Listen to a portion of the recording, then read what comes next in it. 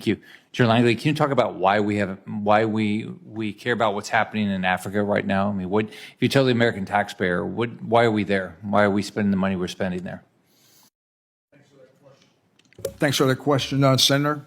For access and influence, I'd say that a number of countries are at the tipping point of actually being captured by the Russian Federation, as they are spreading some of their false narratives across Libya. And from a strategic answer piece, access and influence across the whole Maghreb, that is NATO's southern flank. We need to be able to maintain access and influence across the Maghreb from Morocco all the way to Libya. The PRC and Russia are also remaining exploitative where possible and coercive when necessary. They want that ground.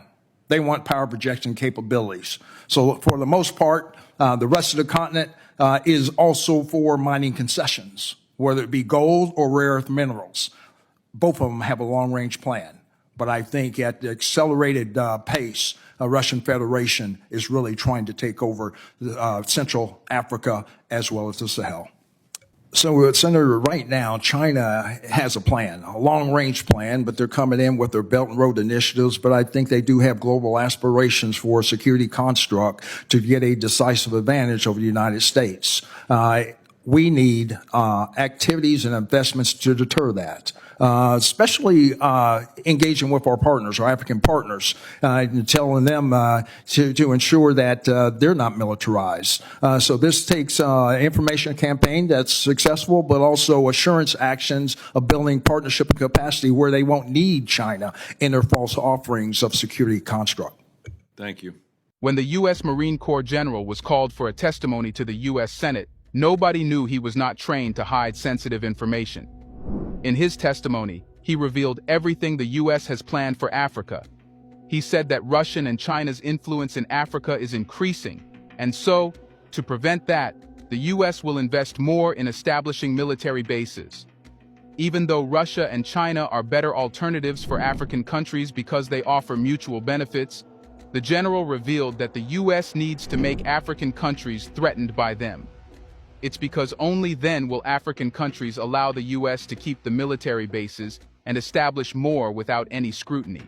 Not only that, but a propaganda campaign would be done so Africans can be made to believe that the United States is not militarizing their countries.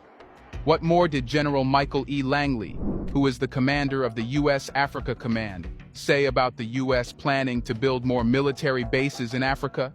Let's know about the important and sensitive information he revealed in his testimony. Let's get started.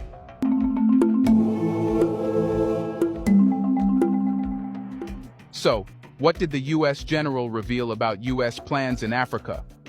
The U.S. military general was asked how the U.S. military is ensuring African countries do not go closer to Russia and China and stay loyal to the United States. He was also asked how long the United States plans to stay in Africa. His answer revealed a lot about what the United States has been doing and planning in Africa for not months but decades. What myself and General Hokanson have been laying out into the rest of the decade is a plan that will get more strategic partner programs across the continent. And here's how it helps. In our overall competition with the PRC and the Russian Federation, they can't match that. The way we build and partner with our countries, with our African partners, builds capacity and capabilities, and also gives them appreciation for the rule of law of armed conflict, in working with their partners, and makes them even more resilient in getting into their own civil society and closing the gap between civ-mil, some of the drivers of instability. Partnering with just in California and Nigeria and others have been the bedrock of stabilizing and increasing capability in our African partners. That is unmatched by our competitors. Yes, the general revealed that the United States has made plans about Africa that will last for decades and ensure that African countries stay away from Russia, China, and other partners. But how does the U.S. actually use propaganda and false threats to make African countries choose the United States over Russia and China. Well, listen to the U.S. general doing it live in the testimony in front of the U.S. senators. Ukraine to the Houthi attacks in the Red Sea directly impact the lives of millions of Africans. Terrorism, poverty, food insecurity, climate change, and mass migration shatter African lives. These factors sow the seeds of violent extremism and Russian exploitation across entire regions of the continent. AFRICOM's campaign revolves around central themes of ensuring strategic access, countering threats to the homeland and U.S. interests. Yes, he said the U.S. plans to help Africa avoid only those threats that are threats to the United States' interests. The threat of food security, chaos, and crises are used to get approval from African leaders about establishing military bases. Only one option is presented. That is to side with the United States if the African countries want to stay safe. Due to the seriousness of the situation that is portrayed, African leaders consider it the best approach to allow the U.S. military to set bases in the country.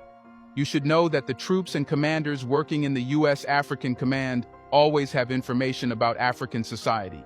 In fact, while staying in African countries, they gather this information and intelligence so it can be used later to manipulate Africans.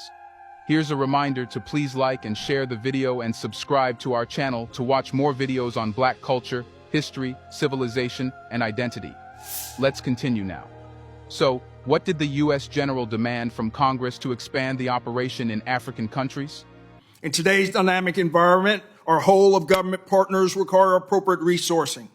I strongly advocate for our State Department and USAID partners to receive the resources they need to guarantee our combined success. I would also like to highlight a campaign that benefits from our Congress, which supports the African Center of Strategic Studies, which is celebrating its 25th anniversary. In Africa, modest investments and resources go a long way towards achieving our national security interests. Africa faces many challenges, but also offers even more opportunities. With our African partners at the forefront, reinforced by our efforts and the efforts of our allies, we will continue to gain ground towards achieving lasting stability, security, and prosperity on this crucial continent. Yes, he literally said that Congress should give funds to the U.S. military, which can be invested in carrying out missions and operations throughout Africa. You should know that he was not talking about investing in projects like roads and hospitals that will benefit Africa. It's because the U.S. military never does so. He was talking about expanding the military bases and carrying out missions, increasing U.S. influence in Africa.